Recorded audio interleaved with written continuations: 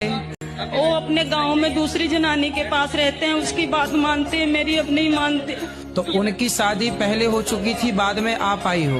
हाँ जी। तो आपने क्यों शादीशुदा आदमी से प्यार किया? वो तो बोला था मैं उसको छोड़ देना, मैं तेरा साथ दूंगा। दूसरे विवाह में पत्नी के क्या अधिकार होते हैं? देखिए, अगर पहले विवाह में तलाक ले लिया गया है तो दूसरी पत्नी के पास पूरे कानूनी अधिकार है। लेकिन अगर पहले विवाह में तलाक नहीं लिया है और दूसरा विवाह आपके द्वारा किया गया है तो ऐसी अवस्था में महिला के पास कोई कानूनी का अधिकार नहीं होते हैं। अगर पहले विवाह में आपके पति ने अपनी पत्नी को तलाक नहीं दिया है या तलाक का मामला अभी न्यायालय में चल रहा है तो ऐसी अवस्था में दूसरी महिला के पास कोई कानूनी अधिकार नहीं होंगे। अगर बात करें आपके बच्चे हैं तो ऐसी अवस्था में बच्चों को हिंदू विवाह अधिनियम के सेक्शन 11 और 16 के अंतर्गत अपने जैविक पिता की संपत्ति और धन पर पूरा वो अधिकार रखते हैं, लेकिन आपके पास कोई कानूनी अधिकार नहीं होंगे।